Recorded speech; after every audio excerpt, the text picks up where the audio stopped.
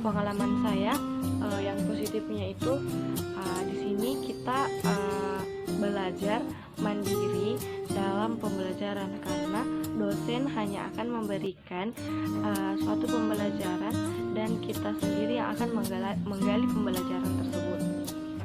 Yang kedua, selama pandemi ini kita belajarnya di rumah, jadi tidak ada lagi biaya untuk ke kampus, apalagi orang-orang yang jauh dari kampus. Yang ketiga, selama pandemi ini kita lebih mandiri dan lebih disiplin, karena kita harus lebih tepat waktu atau menunggu waktu saat perkuliahan daring.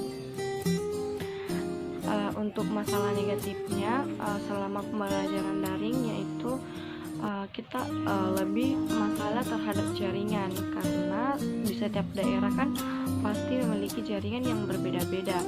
Nah, apalagi saat cuaca seperti di daerah saya itu, kalau cuacanya jelek maka jaringan juga akan menjadi jelek. Nah, hal itulah yang membuat pembelajaran daring pada diri saya itu menjadi tidak efektif, apalagi jika cuacanya jelek. Nah, pembelajarannya juga yang kurang efektif, karena pembelajarannya terganggu oleh jaringan. Nah, sehingga pembelajaran yang dilakukan secara online, apalagi melakukan Zoom meeting, itu sangatlah terganggu, sehingga kami akan ketinggalan apabila jaringan sudah mulai terganggu.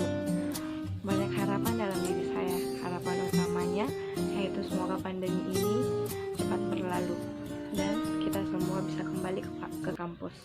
Kita bisa bertemu lagi dengan teman-teman dan menggali pengalaman yang baru, menggali informasi yang baru, serta melakukan pembelajaran yang lebih efektif. Serta kita dapat bertemu lagi dengan dosen-dosen dan yang harus ditahu, ada rindu yang harus menemui temunya.